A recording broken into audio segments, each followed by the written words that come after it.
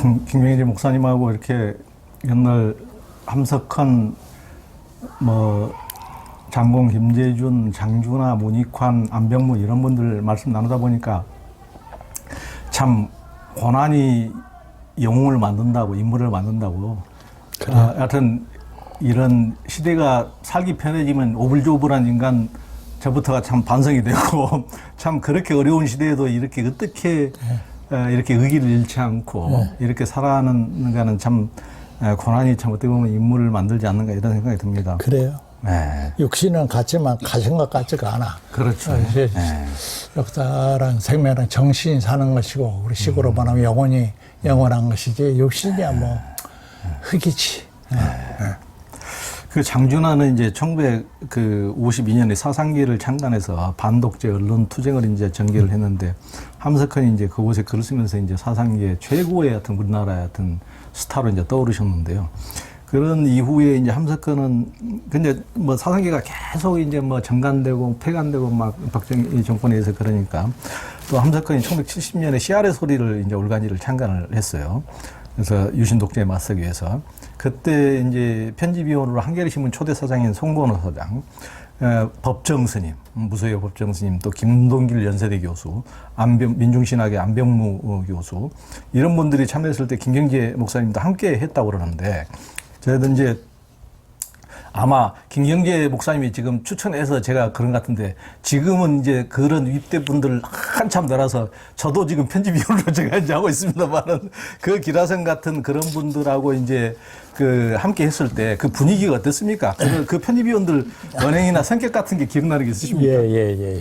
그 뭐 그러니까 두 가지만 말해요. 저는 지금 말씀하는 뭐 송건호 법정, 뭐 안병문 선생, 김동길보다는 이제 아래니까 어떻게 돼서 어떻게 하여튼 안병무 선생을 통해서 그 시아르 소리하고 이제 제가 관여를 하게 됐는데 안병무 선생하고는 이제 학교에서 그분은 요새 말로 하면 대학의 교무처장, 내가 교무과장을 맡았으니까.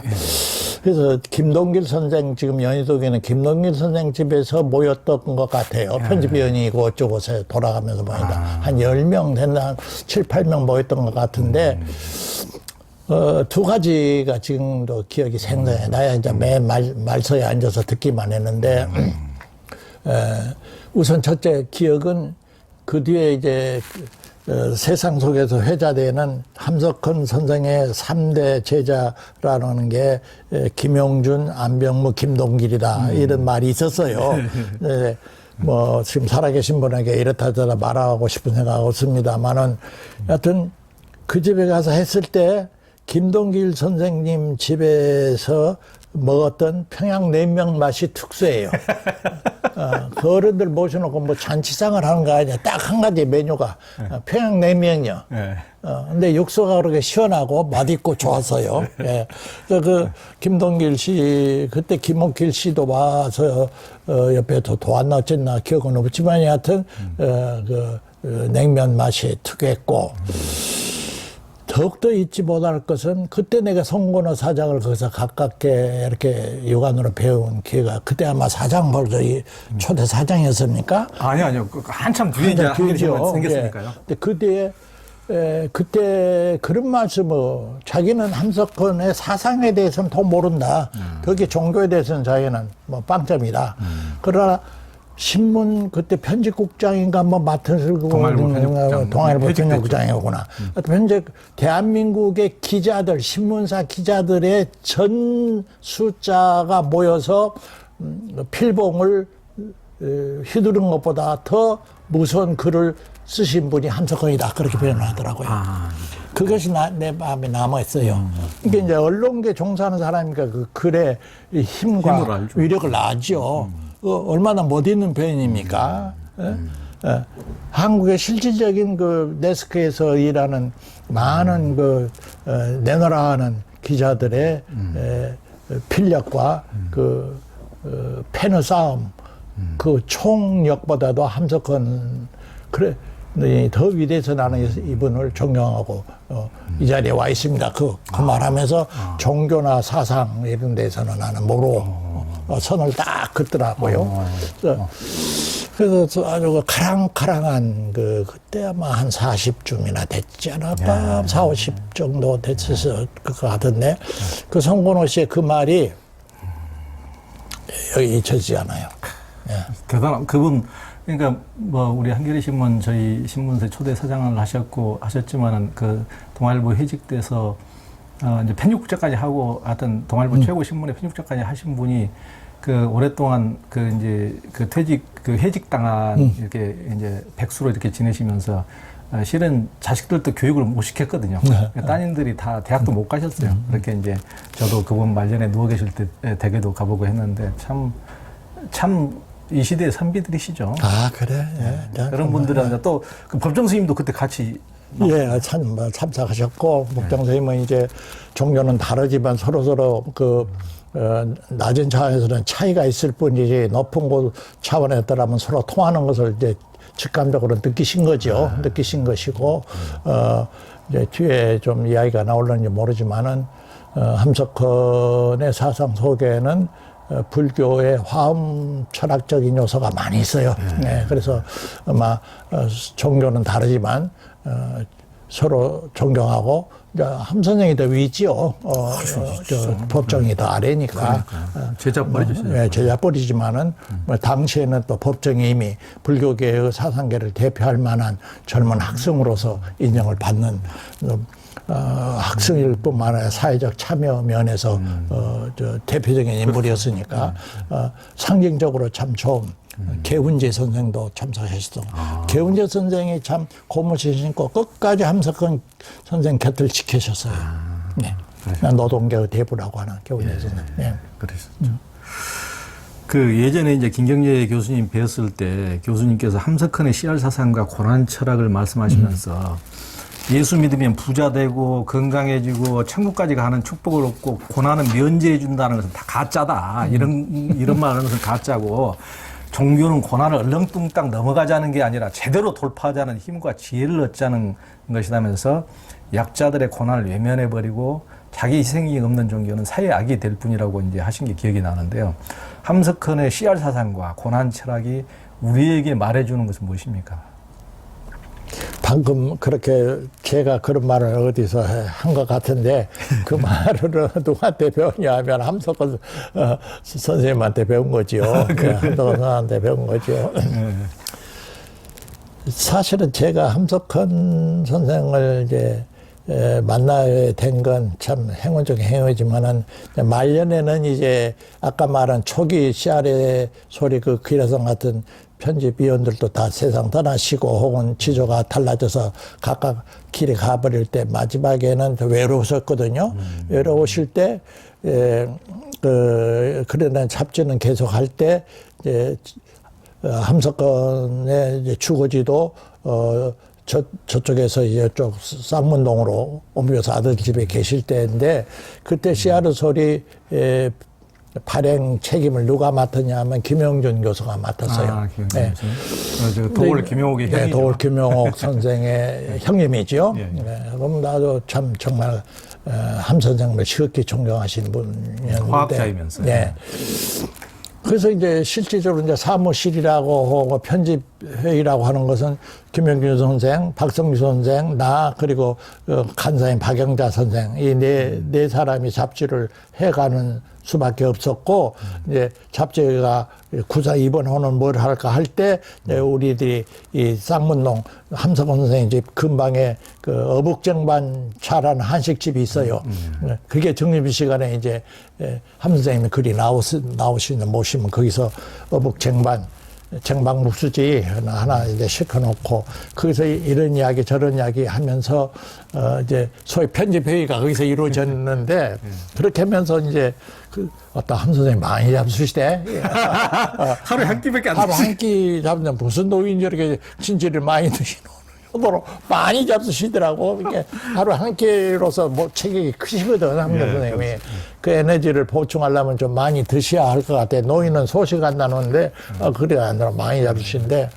그러면서 바로 그 쌍문동 거기에 어북쟁반집, 냉면집, 거기서 한 1년 동안 그렇게 오손도손 가까이 지낸 때가 제일 행복했던 것 같아. 우리 집 애기 데리고 1월 이제 세배하러 돌아가시기 몇 년 전인데 세배하러 가면은 우리 아들 놈 그래도 이 다음에 훌륭한 어른 집에 한번 갔다고 하는 기억은 추억은 남기고 싶어 데려갔더니 자꾸 나보다 그때 김 목사라고 하셨던가 김 선생이라고 했던가 오르십시오 오르십시오 높이 높이 오르십시오 자꾸 그렇게 말하더라고. 높이 오르라는 거야. 그 말이 뭔 말인지를 몰라서 오르십시오 오르십시오 높이 높이 오르십시오.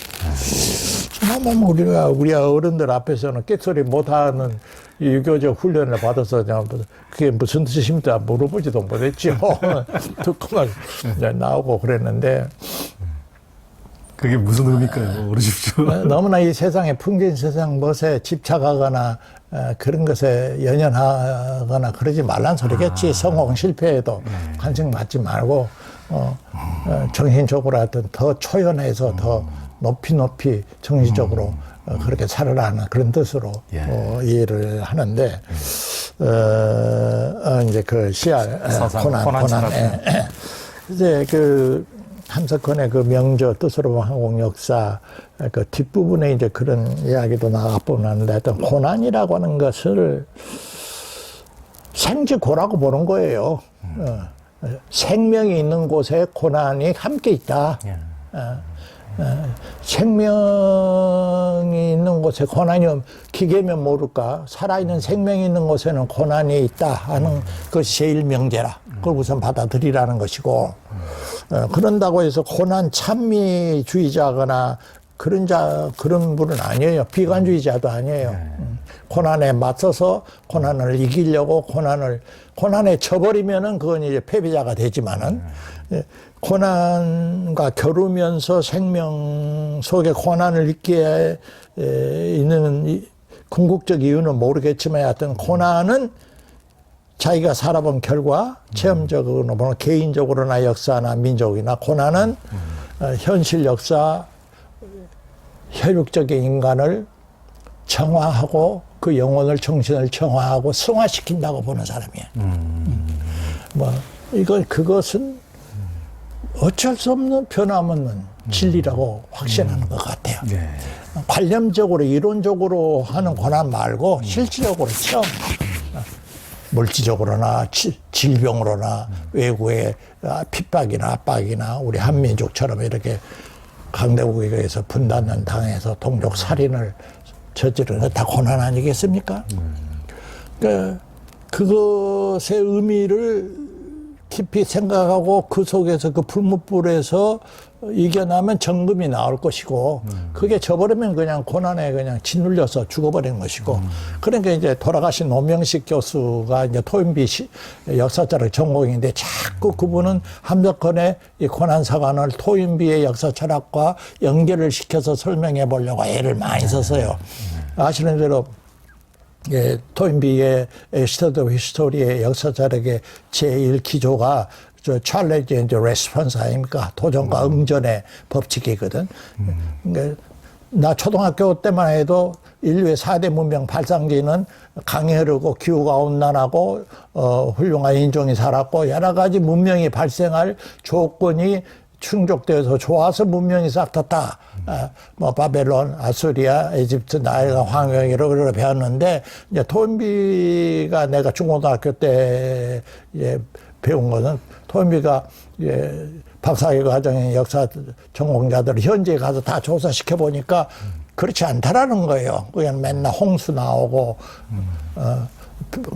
강대 재앙들이 못 살게 굴고 그 고난 속에서 고난이라는 도전을 이기고 그것이 자연의 재앙이 되든 뭐가 되든 그것을 이기고 극복할 때 그게 문명이 싹 튼다 하는 이제 도전과 응전의 법칙을 이제 자꾸 노명식 선생은 함석헌의 고난사관하고 연관을 시키는데 함석헌 선생이 토인비를 많이 말씀하시는 것 같지는 않아요. 테아로 샤대행은 많이 말씀하셨지만은 그리고 이제 그것은 함석헌 선생이 주체적으로 일제시대 자기 나이 19살 만세운동에 현실적으로 그가 부딪혔던 일제의 만행과 그런 모든 경험을 통해서 이제 고난이 있는 곳에 생명이 있고 생명이 고난에 짓눌리지 않고 그것을 이겨 나오려고 하는 곳에 생명이 정화되고 승화돼서 진정한 의미에서의 문명이 꽃이 피고 예술이 거기에 있고 철학이 있고 종교가 있는 것이지 고난을 회피하고 면제해 주겠다는 이 싸구려 철학과 종교에 혹하지 말라.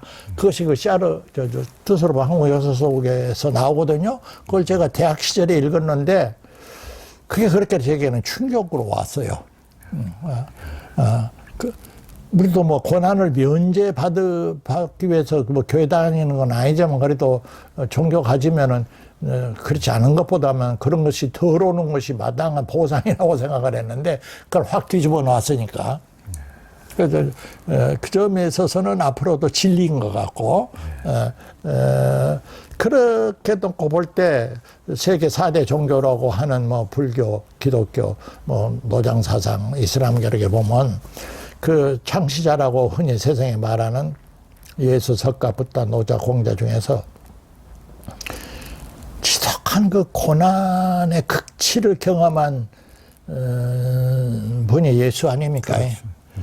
그래서 역시 예수교를 알려면은 그 고난의 그 신비, 고난의 미스테리, 고난의 역사를 모르면은 예수교를 영원히 모르고 또 그 고난을 회피하고 면제해 주려고 하는 기복신앙이나 안심인명, 종교의 최종 목적은 안심인명이다 하는 정도의 수준 갖고는 기독교하고는 아무 상관이 없는 것 같아요.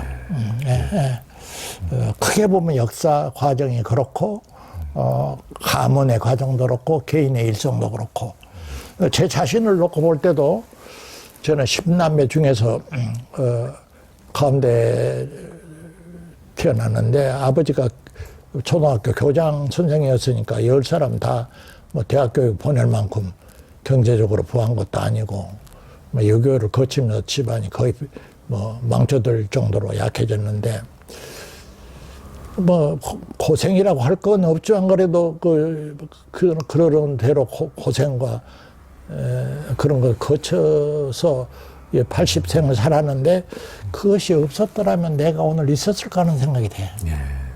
그렇군요. 그러니까 여하튼 뭐 우리 어려운 시대를 헤쳐나오신 우리 이제 선구자들에 비해서는 뭐 저야 아주 미숙하게 그냥 살아오고 했고 용기도 없이 그냥 피하면서 회피하면서 어떻게 보면 살아왔지만은 제가 보기에도 정신적으로 이 사람이 아직도 어린이냐 이 사람이 어른이 됐느냐를 그냥 고난을 무조건 회피하려고 그러냐 직면하느냐를 저는 기준으로 볼 수 있다고 보거든요. 그런 아주 핵심을 함석헌 선생님이 짚어주셨다고 봅니다. 굉장히 중요한 그래요. 하여튼 특히 이제 기독교라는 것은 그리스도라는 것은 그냥 무조건 모든 것을 회피해서 축복받고 뭐 이런 데서 나아가서 고난을 직면하고 거기서 더 큰 세상을 구원하려는 그런 큰 마음으로 나오는 것이야말로 참 그리스도가 아닌가 이런 생각이 듭니다. 그러니까 조금 다른 이야기인데 제가 직접 경험했던 일이기도 하고 들었던 얘기인데 경험자가 내가 첫 신학교를 졸업하고 뭐 한국 신학교 운동장에 뭐가 이제 서 있을 수는 없잖아요. 근데 나는 목사 당장 돼가지고 뭐 교단에 가입하고 그러는 절차를 안 밟고 왔기 때문에 시골에 조그마한 개척교회 전도사로서 목사도 없는 교회 가는데 한 1년 그 열심히 일을 하다가 그 가난한 어느 집에 행상하는 집에 아들이 3살짜리나 4살짜리가 동네에서 놀다가 맨홀에 빠져 죽어버렸어요. 그놈을 부모가 놓지를 않는 거예요. 가서 묻어야 하는데 아직 살이 말랑말랑 베레벨 소리를 해도 위로가 안 돼. 그러다가 어쩌 이제 새벽이 되어가지고 예수도 죽었다. 죽은 경험을 했다라고는 그런 어떤 메시지를 주면서 예배를 마쳤는데 이 부부가, 가난한 부부가 정신을 바짝 차리더만 아들 시신을 내주더라고요. 같은 경험인데 소록도의 문둥이들이 처음에 가서 별의별 얼마나 원망을 했겠어요. 사회도 자기를 배척하고 가족도 배척을 하고 형제간도 다. 근데 이 천영이라고 하는 문둥병 환자가 돼가지고 소록도 가니까 얼마나 하늘이 땅이다 원망천진데 별의별 아무 이로도 안 되는데 그 소록도 대강단에 그 예수의 십자고상이 있대요. 나는 안 가봤는데 그것을 보는 그 순간은 그 문둥이들이 나병 환자들이 그 한에 맺힌 울음을 그친대요. 그러니까 묘한 거야. 고난이 고난을 치유하는 거라. 고난이 고난을 치유해. 그러네요. 예. 또 다음은 나는 끝도 gat도 없는 이야기. 예. 그 함석헌 선생님은 이제 어려서 마을에서 숙부 하미령 이제 목사님이 아주 지식인이기도 하고 그분이 설립한 교회에 다니면서 어려서 아주 근본주의 기독교 신앙에서 출발했다고 그래요. 이분이 한 20대까지만 해도 교회 안 나가면 그 양심에 아주 죄의식을 느낄 정도로 근본주의 신앙을 가지셨다고 그러는데요. 일본 유학 중에는 우찌무라 간조의 무교회주의에 심취했다가 그러면 뭐 우찌무라 간조는 자기가 30년 동안 그렇게 독립운동하고 고초를 당했으면서도 그것과 바꿀 수 있을 만큼 그 한때는 또 존중을 했고 그러다가 또 이제 해방 전에 서대문 형무소에서 독립운동하다가 갇혀가지고 그 안에서 이제 노자, 장자, 불경등을 보고 모든 경전의 진리는 하나로 통한다는 또 다원주의가 됐고 그래서 이제 기독교로부터 이단으로 배타당하고 고립되면서 결국 케이코로 이제 생을 마감을 했는데요. 그러니까 저야말로 다른 분들은 뭐 앵무새처럼 뭐 대속신앙 하나 들어가지고 계속 뭐 그것만 되풀이 하는데 진정한 프로테스탄트, 끊임없이 정하고 끊임없이 새로운 참을 갈구하신 진정한 프로테스탄트는 함석헌밖에 어떻게 보면 없는 것이 아닌가 이런 생각도 참 드는데요. 어디 한 군데 딱 고정돼 가지고 거기서 뭐 그것이 전부인 양 전부 다 항상 정가의 보도처럼 생각하고 사는 것에서 벗어나서 끊임없이 교리주의에 매몰되지 않고 참을 찾는 이제 열린 구도와 열정과 용기는 뭐 앵무새 신앙인들하고는 비교할 수가 없는데요. 그런 함석헌이 이제 불교도 많이 이제 알았는데 불교의 참선이 개인적인 것인 반면 너무 개인적인 내적 개인적인 반면 퀘이커들은 함께 둘러앉아서 이제 묵상하면서 하나님의 뜻을 찾는 이게 굉장히 집단적이고 전체적이라고 말한 대목이 굉장히 저는 인상적이었거든요. 그래서 그분을 이제 신앙의 목적이 개인 구원이 아닌 전체 구원이다. 구원하면 모두를 구원해야지 자기만 구원해서 이게 되느냐. 그래서 구도를 위한 참선이나 명상도 자기 속에만 빠지지 않고 전체와 함께 가야 된다는 것을 보였는데요. 김기현 목사님 이를 어떻게 보십니까? 예. 그 이제 신앙적으로 아주 깊은 요소인데요. 주로 핵심을 정리하면 그죠. 이제 함석헌의 신앙 순례지의 마지막 단계 그것이 끝이라고는 보지 않아요. 그리고 자기가 입으로도 뭐 나는 퀘이커가 최고의 마지막 종교 정착자로는 보지 않지만은 현재 단계에서는 여기까지 왔다 이제 그런 입장인데 퀘이커라는 게 영국의 조지 폭스로부터 시작한 하나의 내적인 마음의 지성소 속에서 순수한 하나님 체험, 빛의 체험, 진리 체험을 하고 그 일체의 모든 다른 외부적인 종교적인 의식이나 권위로부터 자유하자는 그 영혼의 혼의 자유의 혼의 정신인데 이제 그러니까 이제 우치무라 간조에까지는 이제 종교개혁의 핵심이 오직 성서만이라는 성서에 이제 마지막 닻을 내렸지요. 뭐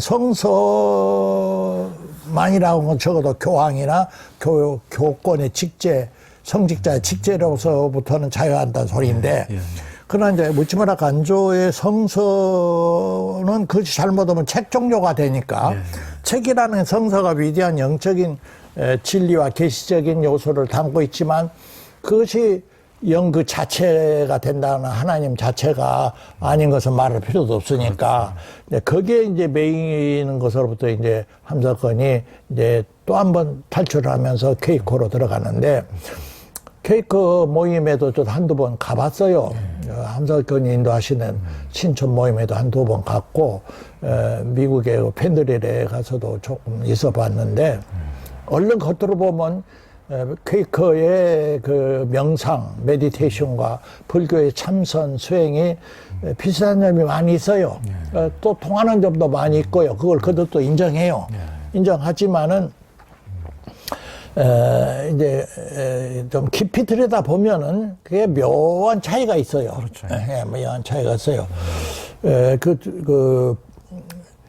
특히 이제 우리가 조심해야 할 것은 서양 사람들이 불교를 평할 때 소위 말하는 테라바다 부디즘, 우파사나 뭐 불교 같은 소위 우리가 말하는 소승 불교의 개체 독강승의 그런 불교가 아닌 중국에서 활짝 핀 이제 대승불교 영향을 한국은 많이 받았으니까 더 구체적으로 말하면 화엄경이나 천태종을 보면은 그건 결코 개인 해탈이 전부는 아니잖아요.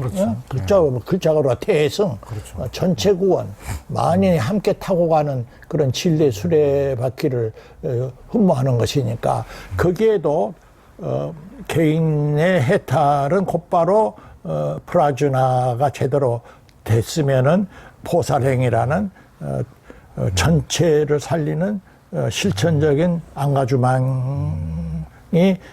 나타나지 않으면 가짜다라고 하는 전통이 이제 대승불교에도 있으니까 그 점에 있어서 기독교에는 차이가 없다고 봐요. 없다고 봤는데 그래도 이제 더 깊이 들여다보면은 역시 불교는 소위 이제 연기설 때문에 그 제법 무아설이 핵심이니까 그 나라고 하는 나라고는 아상을 없애기 위해서 총력을 다하고 나의 해탈이 먼저지 공동체 함께 더불어는 그다음 해탈한 다음에 공동체 구원을 나가라. 이게 성철 스님 주장이고 이제 그 제자들의 종도들의 주장이라면은 함석헌은 내가 완전해지지 못했지만은 그것은 함께 가야지 이것이 완성된 다음에 이것 혹은 이것이 완성된 다음에 사회구원 다음에 나 이제 사회구원이 어느 정도 됐으니까 이제 개인의 자기의 내면적인 영혼의 해탈과 순수성의 명상과 선정에 들어가는 노력하겠다. 이런 선후관계가 아니라는 것이죠. 그것은 동전의 앞뒤와 같아서 둘 다 함께 병진해야 하고 또 같이 가는 동전의 앞뒤다. 라고는 것을 더 철저하게 자각한 분이 함석헌이 아닌가 나는 그렇게 봐요. 그러니까 화엄사상에 나오지만 하나의 일미준 중에 시방세계라 하나의 뒷골 속에 온 우주가 다 들어있다. 이론적으로야 맞죠. 스님들 다 그냥 절간에 한 번만 하라면 다 외우죠. 그렇게 삽니까? 그렇게 정말 생각합니까?